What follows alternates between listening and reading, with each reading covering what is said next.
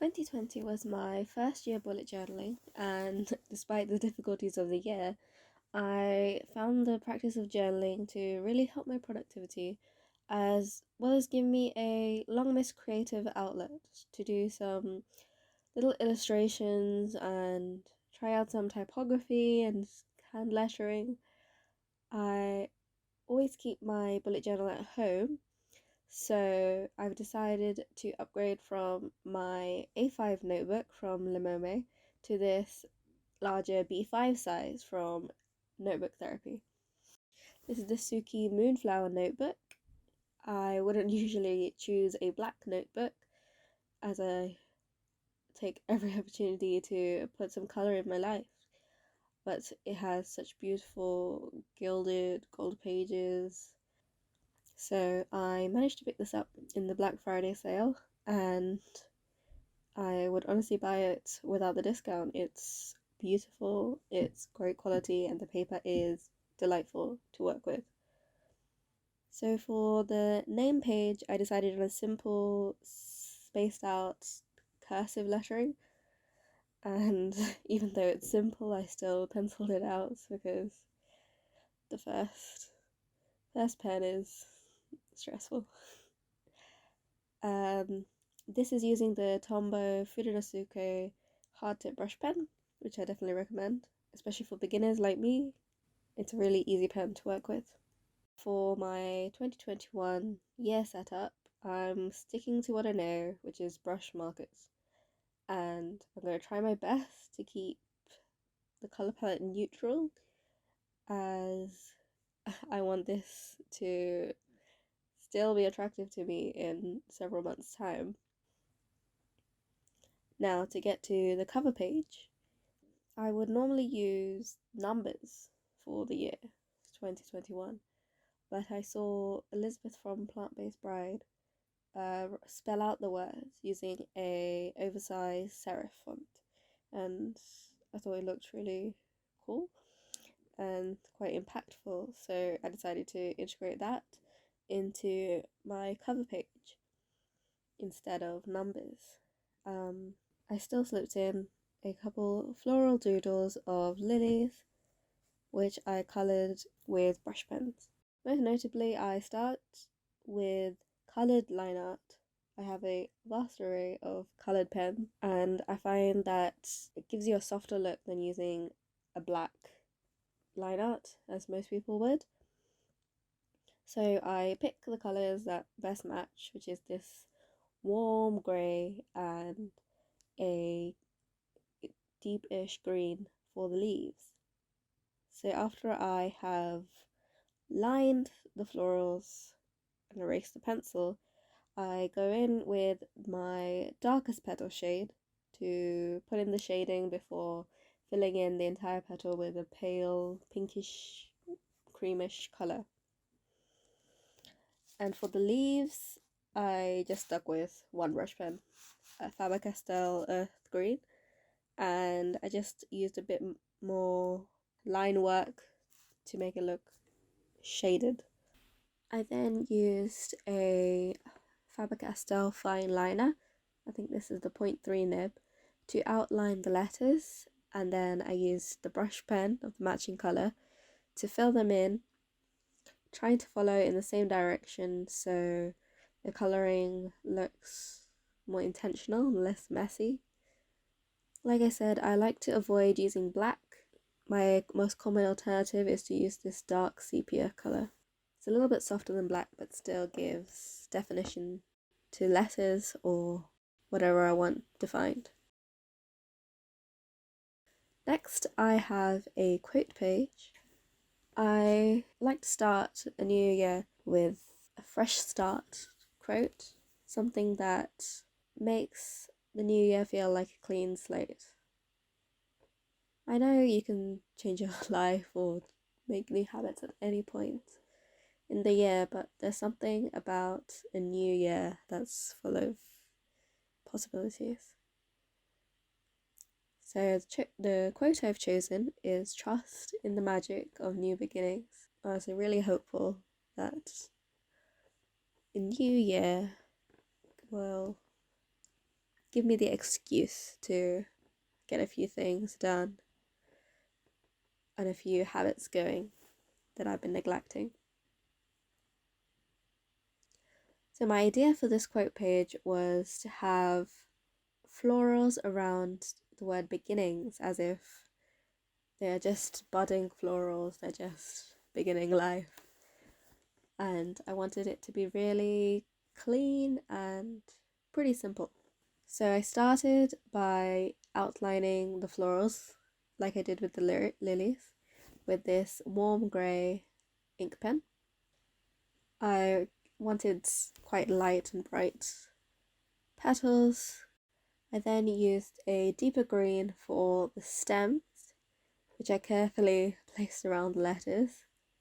I tried to put some behind the letters, but I really want the letters to stand out, so I didn't want to cover them much. I then added little leaves to fill it in, and at this point I started to realize that it really wasn't getting the full vibrant kind of feeling that I wanted, like full of life. I filled in the petals with a pale creamy colour and filled out the leaves with a dark green. Then added layers and layers of little leaves in a multitude of shades of green to add as much depth as I could to this portion of the quote page. I really wanted it to feel like the words were coming out of the field of flowers. I realized I wanted new beginnings in white to really highlight the freshness of a new beginning. So I had to colour the background, which is usually white. And perhaps if I thought of this earlier, I would have used a coloured paper and stuck it down, but instead I used coloured pencil so that I could quite easily colour around the marker I'd already done without destroying anything and wasting a lot of pen. I think the soft grey was enough. Then outlined new in this warm grey, which I end up not liking and covering up with white. But it did help me get rid of the pencil marks at least, because coloured pencil can also be erased. So it's a complete nightmare to try and erase pencil over pencil.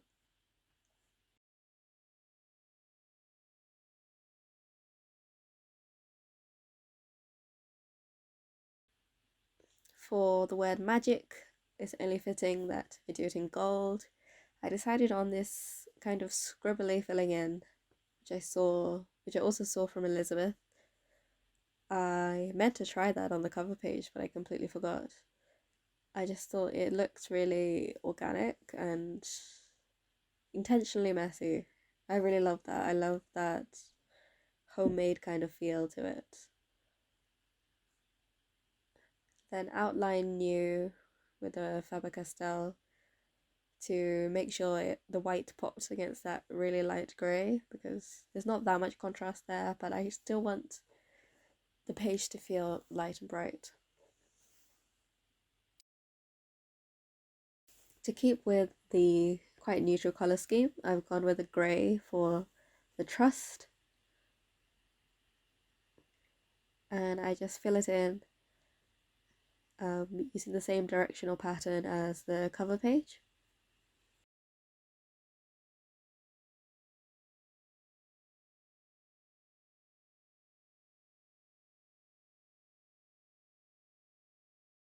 You can see me soon realize I messed up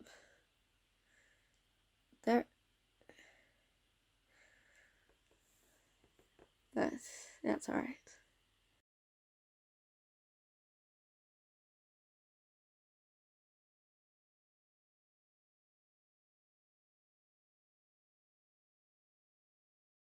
I use my Tombow Fudonosuke pen again to do this cursive kind of font.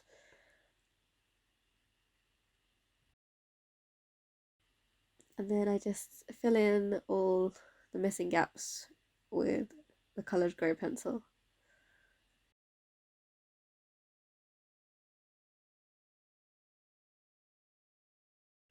Here's where I changed my mind about the line work on new and I go over it with a white gel pen. It just didn't look as fresh when it had an outline. I wanted it to really look really neat and fresh.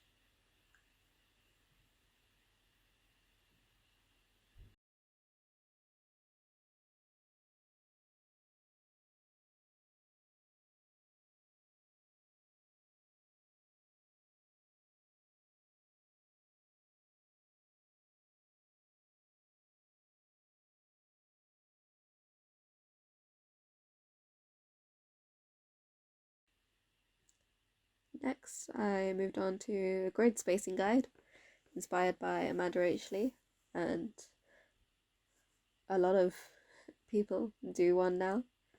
I find it really useful last year, and I like to have loads of measurements already measured out. I've done half a page, a third, a quarter, a fifth, and a seventh. And I find these are things I tend to use. I've checked the divisions vertically and horizontally and checked how many spaces are left behind, if any. And I find just doing this little bit of work at once makes it so much easier to see what I could fit into a spread when I'm designing it. So I just chose a few quite neutral colours and highlighted all the different spacings.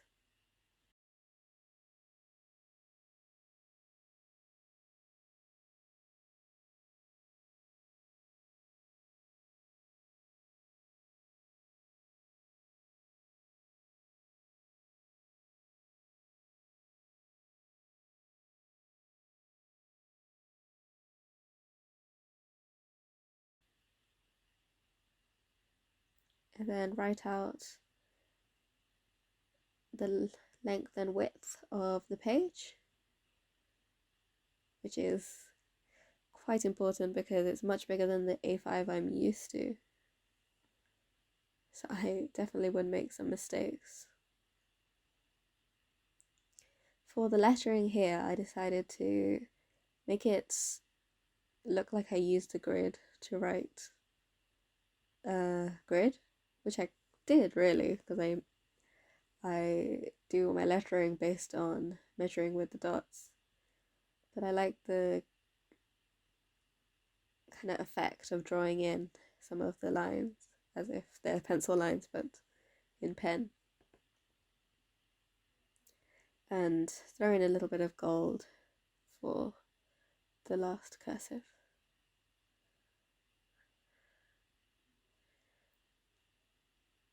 And finally erasing a lot of pencil.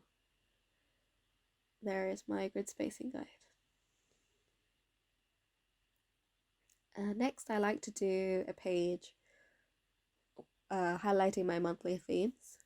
So it's be pretty plain at the moment, but each month when I decide on a theme, I like to keep a record of it, and it's quite a nice page to look at the end of the year.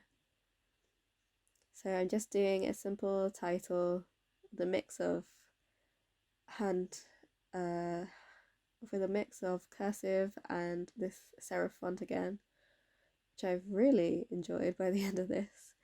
I feel like I could write in it. Put in a few dots to highlight, and I'm going to leave all of the rest of the pen for each month because I would like to do it in the colour of the month. This is my year at a glance, which is a little bit bigger, I suppose, than most people's year at glance because I do like to put birthdays and everything onto this page instead of a future log. So I wanted a simple header with a little bit of florals, a little bit of gold, something pretty. And for a page I have to look at every month at least once. So I do these really simple little flowers. Most of my flowers I learned to do by watching Shada Campbell's videos. She really makes it really simple for people like me who barely draw, but I like to take the opportunity to make something pretty. And I think I've really improved this last year following her tutorials and doing my own practice as well. I've used this gold pen by Faber-Castell, and again using Faber-Castell to do the spaced out cursive for the month titles. I use my smallest nibbed Pigma Micron for the dates, and I just show a few months here and I do the rest in my own sweet time because it takes a little while, but it looks so beautiful at the end to have these tiny little numbers. So I'm filling in the other side of flowers much quicker this time. Now I've learned I don't need to be so careful with the E in gold. So I do a quick messy line art and just scribble in some shading with my brush pens. It's really more about the effect of a bit of colour than any realism, at least for me. Now I'm adding leaves on my first bunch of flowers, now that I've decided on a colour. And I think it's quite simple and neutral, but not black and white.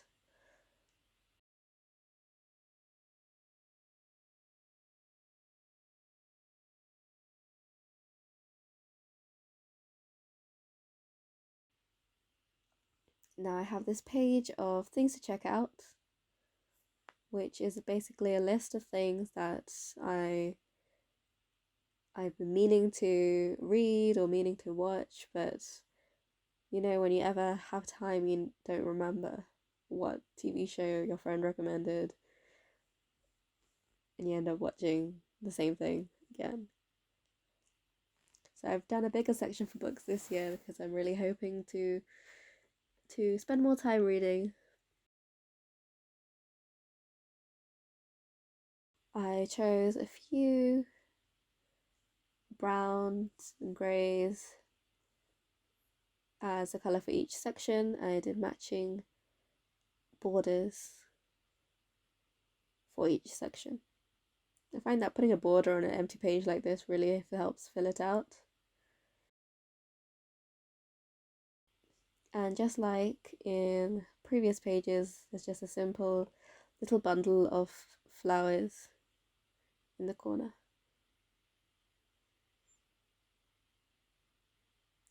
I like to do checkboxes in the matching colours as well. Anything to avoid using some black pen.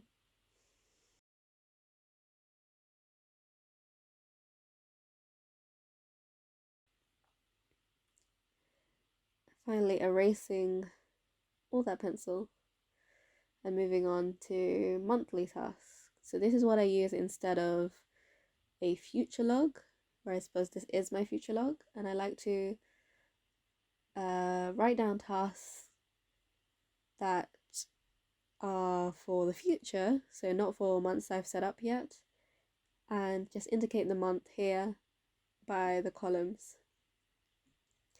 So I believe this is known as the Alistair method, and I've been doing this for my weeklies for basically all of last year, but I decided that it would be really useful for monthlies as well, as I don't like wasting space of writing out every single day of every single month. I don't have tasks assigned to days like that. This is much more flexible and much more useful to me. I added a little bunch of flowers again, using coloured pen for the line art to keep it light and colourful.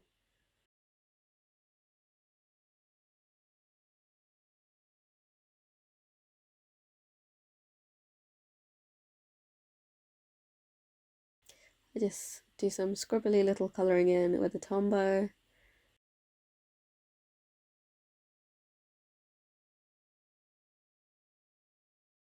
And I took the green to draw in a little hint of stems between those flowers.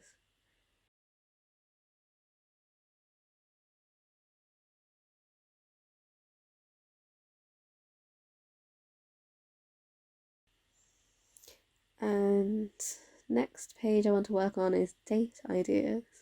I got this from I got this idea from Elizabeth of Plant-Based Bride. I saw her do it in her last year setup, and I think probably again this year. And I included it in my first bullet journal, and I really enjoyed it. Sometimes it's helpful to be reminded how often you take time out to do something special. But since we've been stuck inside, it wasn't all that useful last year, except I had to add in many date ideas for staying at home. So I just colour in this little floral with some Crayola super tips and brush markers.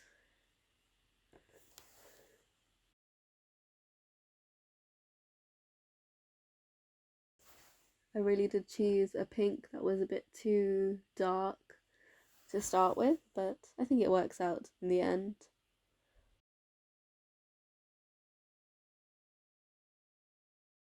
So I write out the days of the month, or I write out the initials of the month, just like in my monthly task spread. And the idea is that you list ideas for dates, and then you check off or cross off with the month that you do them. So this is my 2021 goals page, which actually has the same goals as 2020, because I try to set goals of the kind of person I want to become, or the kind of things I want to make a habit of doing, rather than just number goals. Here is a page for my wish list, which I'm hoping will help curb some impulse shopping. And this page is for my ideal day, which I like to think about each year to see how much time I want to spend on things on an average work day. And it really helps me make time for personal things as well as work.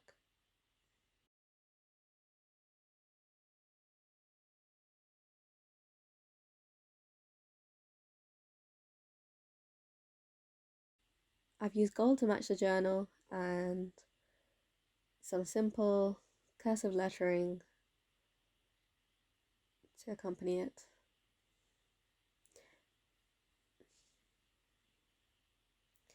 For my goals page this year, I decided to do something a bit more compact and a bit more tracker based.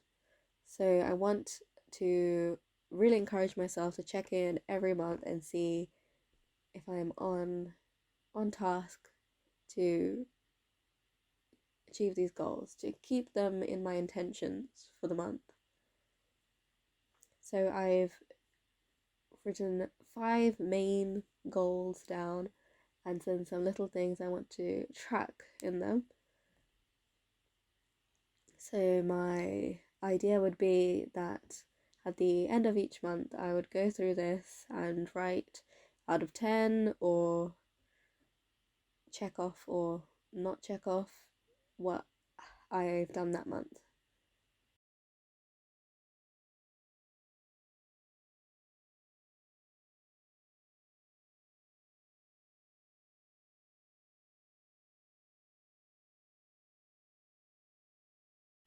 I decided to take some time in lettering these goals to really make them special, because I just wrote them out in cursive last year and they just melted into each other. They all look the same.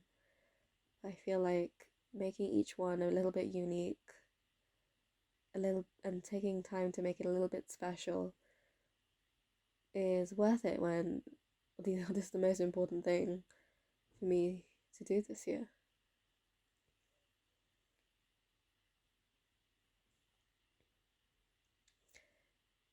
So here I am drawing out the boxes. So for the first two, I want to write a number out of 10 every month. And then for some, it's just a I did it, I didn't do it kind of thing. Like for my language learning, I just want to keep it at the forefront of my mind every month instead of letting it fall behind after a couple of months and then picking it up in December. See, I made a mistake in how many boxes I drew, so I'll try and fix that at the end.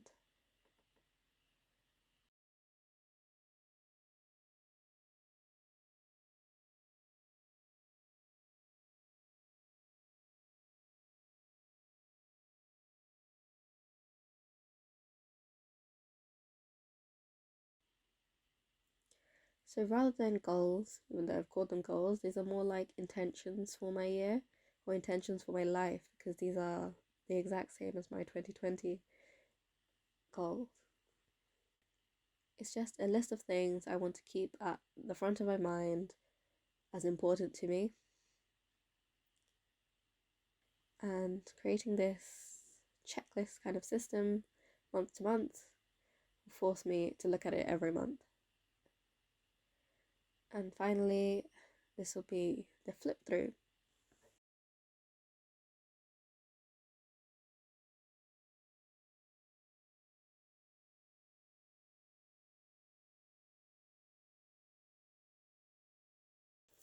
The name page, the simple but effective title page, a little quote page